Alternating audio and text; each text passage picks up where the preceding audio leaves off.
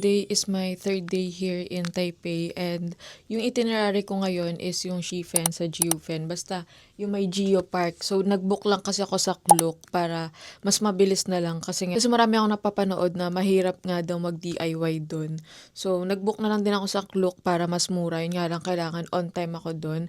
And nakaayos na rin ako guys. Actually ngayon, isa talaga sa pinaka-challenge ko during this trip is yung matulog. Hindi ko alam bakit hindi ako makatulog. So ngayon para mga nasa 2 to 3 hours lang yung tulog ko kahit anong gawin ko. Tapos isa lang kasi yung nabaon kong melatonin ate. Pero ngayon is 6:30 so kailangan mga 7 a.m. makaalis na ako ng hotel para makapunta na ako sa Taipei main station. So hindi ko pa masyado na-figure out paano pumunta pero ayan mag-aayos na ako ng buhok. Good morning citizens of Taiwan. So today is my third day, sabi ko nga kanina. And ngayon naglalakad na ako papuntang Ximen Station. So nagna-navigate lang ako kung paano pumunta doon. But okay na. Carry ko na to. Medyo nagmamadali ako kasi nga bawal maiwanan doon ate. Hindi tayo Filipino time ha. So this is our outfit for today. Mamaya aayusin ko yan. Medyo nagmamadali lang kasi ako ngayon. Pero yun nga, kulang talaga ako sa tulog ngayon and inaantok pa ako. Pero doon na siguro ako bibili ng mga kape-kape. So andito na ako ngayon sa Taipei Main Station East 3. So dito nag-meet yung sa mga Klook. Ay na nakakaloka. Yung mga sinabi sa TikTok na ang hirap i-navigate ng Taipei Main Station. Grabe, power run talaga ako. Buti nga umabot pa ako. Kasi 8 daw yung departure. So, I think mga 7:47 nandito na ako. Kaya ayoko ng mga tours kasi nagmamadali ako sa oras. Pero mahirap kasing i-DIY yung Jiufen, yung Shifen. So, sige, tiyagain ko na lang to.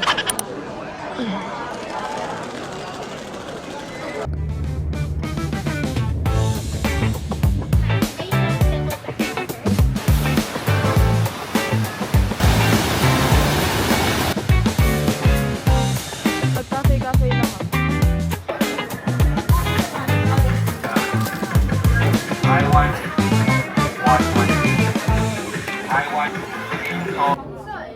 Dito na kami ngayon sa Old Street and gagawin ko na ang aking lantern. And Lord, sana yung wish ko muna, saka na yung sa iba. Akin muna, Lord.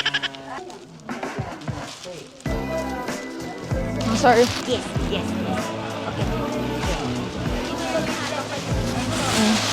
Ako naman magpapalipad. Ako? Baka mamaya siya.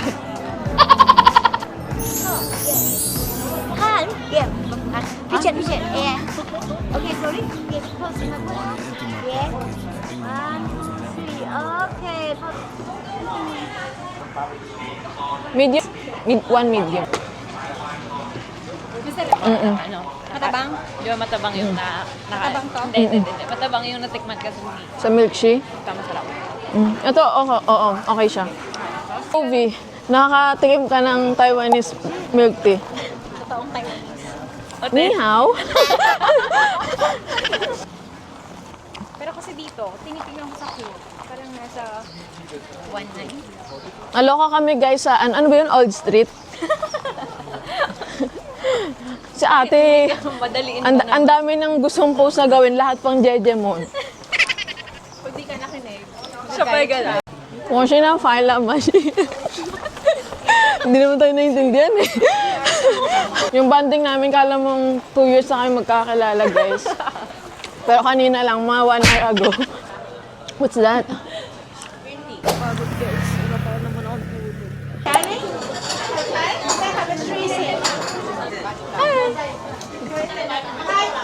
Hello，可以收了，任务is free，sweet everything。This, if you buy 3, they will give you discount price.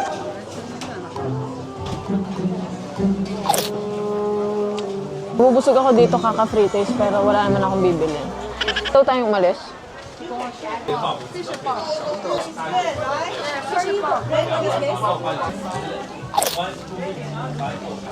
Parang masarap to. Baba na tayo. Ay, baba. I'm thinking of my own souvenir, guys. So, nandito na kami, guys, sa Yelyu Geo Park. And this is our last stop. And medyo nakaka-idlip na ako sa bus. After na ito, Diretso talaga ako ng hotel and I'm gonna sleep muna.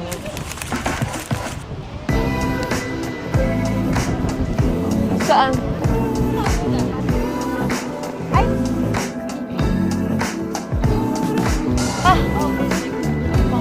Baka masira ko to.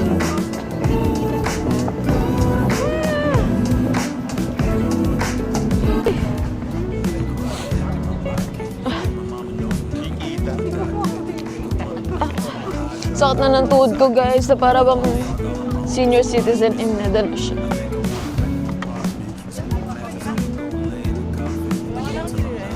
One way ba? Sakit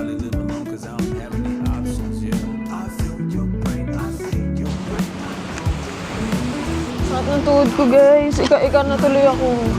So guys, I'm heading to Shimen Station na. Ang lamig pa rin and masarap ang feeling. So i-enjoy ko talaga yung last 3 days ko dito. Super na-enjoy ko naman. Kahapon na talaga. Umuwi ako ng maaga kasi nga sobrang pagod ko tapos wala akong masyadong pahinga. Stopover muna ako dito sa may Shimen.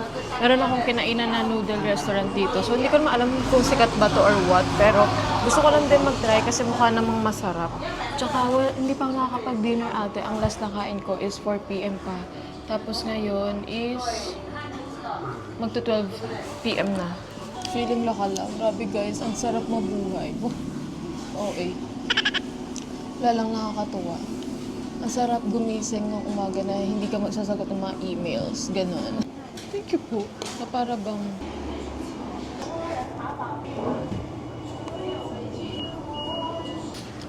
Masarap tong parang pork nila.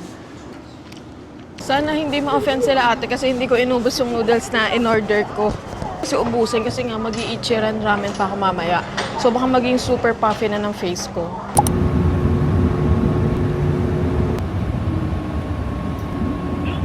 Hey guys, so naglalakad na ako papuntang Maokong Gondola ngayon. Where is it? I'm queen of Google Maps. Ayun, nakita ko na. So proud of myself kasi hindi na ako tumitingin sa Google Maps para lang i-navigate yung mga lugar kasi sinusundan ko na lang yung mga arrow-arrow dito.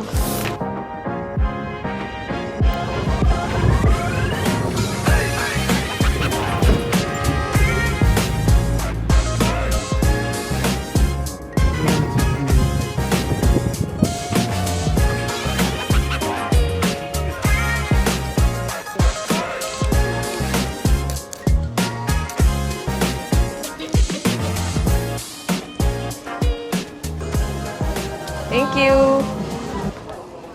Let's eat this, guys. Tatago ko dito, guys, kasi ang pakit ko kumain ng ice cream. So, pabalik na ako sa may Taipei Zoo and mag-isa na lang ako ngayon sa cabin. Pero regular cabin na lang siya. So, hindi na siya crystal. But, yay! I'm so happy! Aww. Ayun sa cabin na to. Regular cabin na lang siya, hindi na siya crystal cabin. Yay! I'm alone here! Ang gusto kong makita sa personal, guys, is panda. The rest, wala akong pake. Charay. Balik na ako. Hindi mo ako mahilig sa hayop eh. Parang in-include ko lang din talaga to sa itinerary ko. And may pupuntahan pa kasi ako. Since may mga naiiwan pa kasi akong itinerary like Ichiran, kakain ako doon. After ko mag-Ichiran, tatry kong dumaan ng Rauhe Market. Then, sa Wufenpu District, para bukas, if kaya na ng pa ako yung mga maraming hagdan, punta ako ng Wulay. Kasi sayang so, naman. Nandito ako sa Ximending. Pero sa loob siya ng parang food court. This one. Actually, hindi ko naman to alam.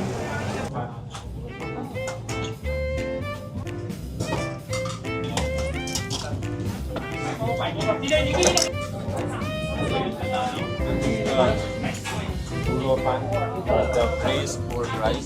These were the most famous.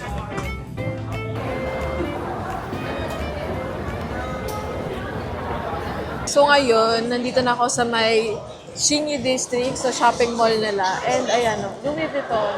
Soon, ma-afford ko rin yung mga bagay dyan. Yes. Sa ngayon, Shein muna tayo. And then, papunta na ako ngayon sa may Ichiran Ramen. Kasi nga, sabi ko sa inyo, kailangan ko siyang matikman today dahil bukas more on shopping na ako. Wow, ang ganda pala dito. Oh my God. OA.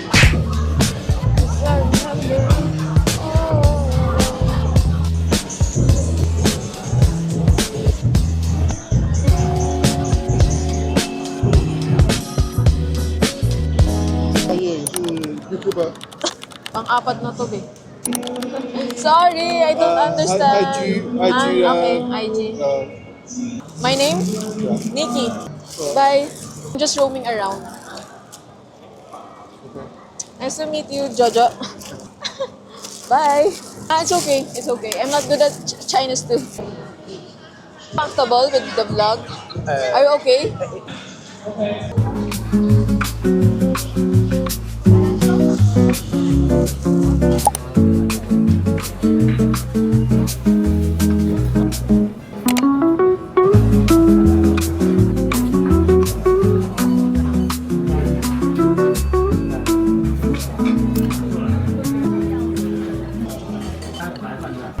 Tapos na akong kumain, guys. And ngayon, magti-12 na. Sana makaabot pa ako sa last trip ng MRT. And ewan ko kung bukas pa yun, ha? Pero wala akong ibang idea kung paano mag-commute kung hindi ako mag-MRT. Finally, guys, nakaabot ako. Bukas pa yung MRT. Hi guys, this is my day 5 here in Taipei, and basically this is my last day to explore this city kasi bukas na yung flight ko and 10 a.m. siya, so wala na akong time to explore. Ferrari is supposed to be sa Wulai Falls, kaso nga lang parang I think I need a 1 day to explore that. Eh medyo tinatamad na ako. Wow, tinatamad na akong maglakad-lakad ng super layo, and ang gusto ko kasi yung last day ko sa trip ko na to is more like chill day, like pupunta lang ako sa mga iba't ibang district to have coffee kasi nasa bakasyon ka nga eh, gustong-gusto mo naman yung full pack itinerary ka. But anyway, ang dami kong sinasabi, tara na, umalis na tayo, kumilos ka na bakla.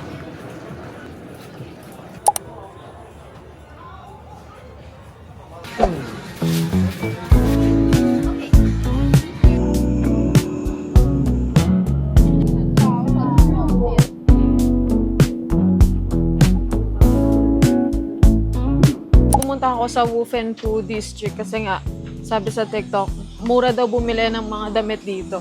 Actually, wala talaga sa plan ko bumili ng mga damit, pero sayang naman, 'di ba? Lalo meron akong mga alis-alis. So, let's try to look. I don't have, wala pala akong dalang camper. Wala akong dalang bag. Ako tuloy ako nag-shoplift na ito. Sorry? Sorry.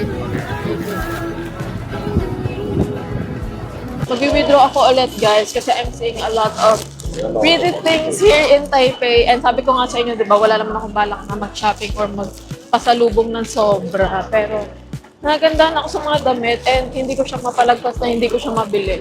Magkatrabaho na lang ako ng malala pagdating ko ng Pilipinas para mabawi ko yung mga gagastusin ko.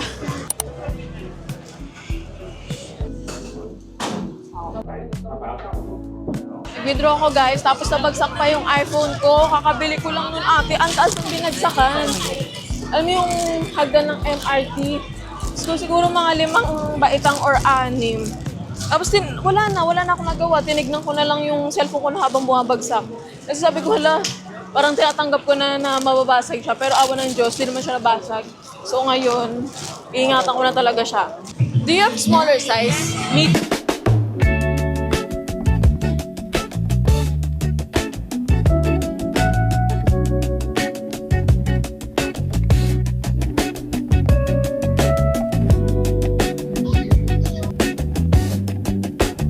Di pa ako nakakapag-try ng tanghulo sa Pilipinas, so dito natin siya i-try. How much, Imnida? Sorry. Taste test. Ganito pala sa Taiwan. Mausok. Ang mahal ng pagkain.